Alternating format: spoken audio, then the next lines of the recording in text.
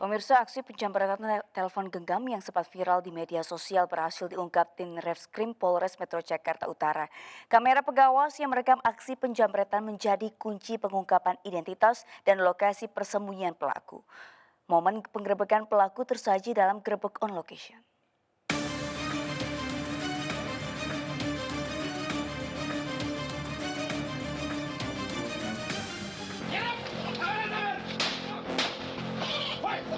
Paruhnya buat kebutuhan keluarga saya, pas soalnya saya beli narkoba, Pak. Membeli tanaman hias di tepi jalan menjadi korban penjamretan.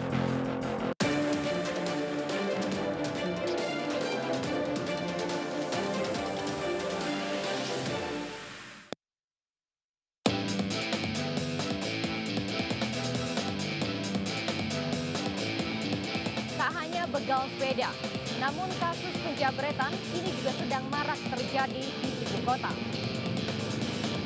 Kali ini seorang perempuan yang sedang membeli tanaman hias di pinggir jalan menjadi korban penjamretan telepon genggam.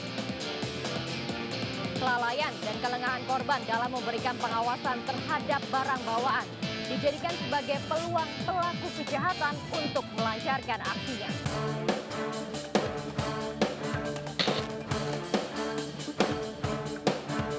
Tanjung Priok, Jakarta Utara, seorang wanita yang sedang membeli tanaman hias di tepi jalan menjadi korban penjamretan. Kami berhasil mengungkap perkara ini berawal dari anggota kami melakukan patroli cyber. Di patroli cyber itu kami melihat di dalam media sosial, yaitu Instagram, terdapat konten yang dimana telah terjadi jambret HP yang terjadi di daerah Sunter Selatan.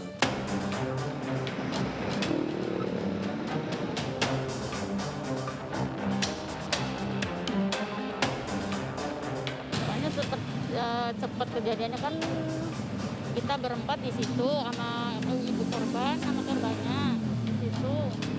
Terus suami saya sama saya di situ juga, jadi nggak terlalu jelas. Fokus sama tanaman bunga ngurusin, kan dia mau bikin taman. Jadi fokus sama obrolan tanaman juga, jadi nggak tahu. Begitu cepet kan HP taruh di belakang, langsung diambil, itu aja sih. Pas sempat dia udah 2 kali, kan di situ berhenti. Jadi saya liatin, kirain dia mau beli bunga. Nggak taunya nggak tahu juga mau jambret HP, kurang tahu juga itu.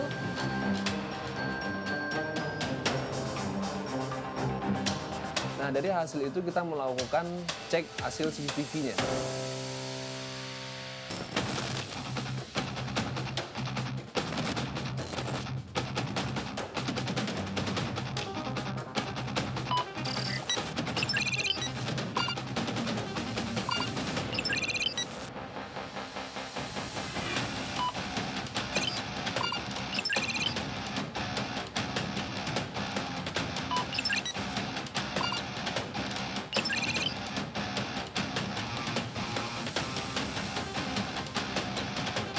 Setelah kami mengecek CCTV-nya, akhirnya kami dapat identifikasi terkait peran MOR yang digunakan oleh tersangka.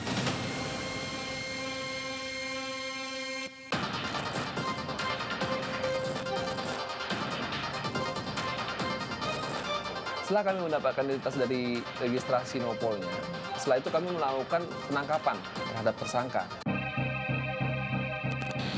Penangkapan persiapan ya? Yang siap dan siap. Rumahnya ini, ya. Rumahnya ini informasinya dari jaringan jatuh lah, keselamatan nomor 1. Siap, ya. Siap dan. Aman.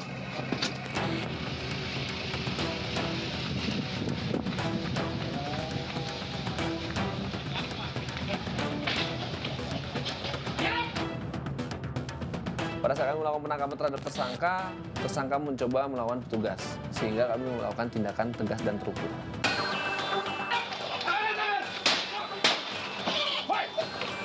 Pisaunya mana nih? Apa di belakang? Ini. Tangan ke belakang. Pisaunya mana? Udah. Udah pisaunya. Sarung. Iya, Pak. Kamu jambret kemarin kan?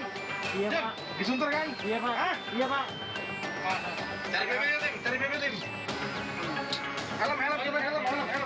Ini helm yang kemarin bukan? Ini helm yang kamu pakai kan? Iya, Pak. Ya udah. Aman, kooperatif ya, kooperatif ya. Iya, Pak. Iya, Pak. Jangan lawan, diam. Iya, Pak. Diam, jangan lawan. Iya, Pak. Siapin mobil. Jadi dari hasil keterangan tersangka yang kami dapatkan, tersangka mengakui telah melakukan penjamretan sebanyak 7 kali.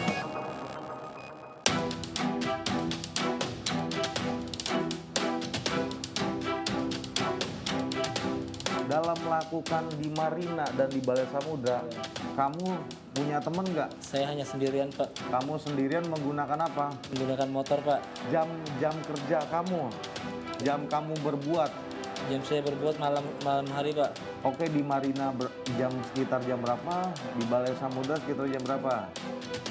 Di Marina sekitar jam 7 sampai jam 10-an, Pak. Kenapa masih bisa waktu kamu sekitar jam 7 sampai jam 10, kenapa?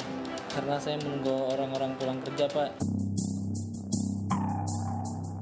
Tersangka itu dulunya dia bekerja sebagai buruh. Namun dikarenakan pandemi COVID ini, dia tidak dipekerjakan kembali. Sehingga untuk memenuhi kebutuhan sehari-hari, untuk menghidupi anak dan istrinya, tersangka ini melakukan tindak pidana ini.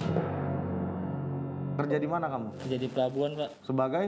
Kuli, Pak. Kamu tahu cari duit itu susah? Tahu, Pak.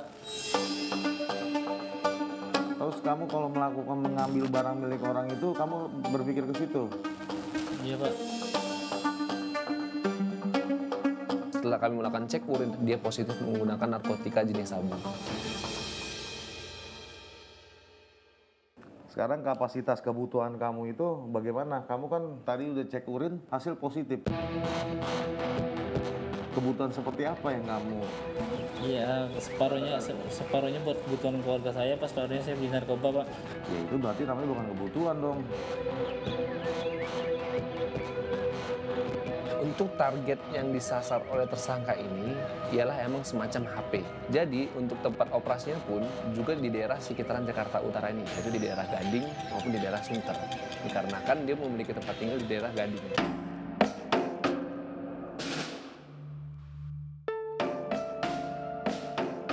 Kami mengenakan pasal 362 KUHP terkait pencurian dengan ancaman hukuman 5 tahun penjara. Kami dari pihak kepolisian memberikan saran kepada masyarakat agar lain kali apabila ada barang harga yang dibawa pada saat di jalan, agar menjaga barang tersebut dengan baik. Kalau misalnya tas ada resletingnya, tutup resletingnya apabila sedang ada di jalan. Apabila sedang menggunakan HP, pegang dengan kedua tangan, jangan hanya satu. Sehingga untuk menghindari kejadian-kejadian yang tidak diinginkan. Sejumlah tanaman yang dijual di kiosnya bahkan pernah dicuri orang, sehingga ia pun sengaja memasang CCTV.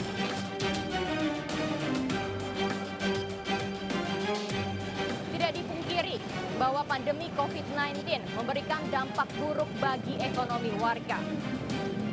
Namun, hal ini tidak bisa dijadikan pembenaran bagi aksi menyimpang sebagai cara praktis dalam menghasilkan uang secara cepat.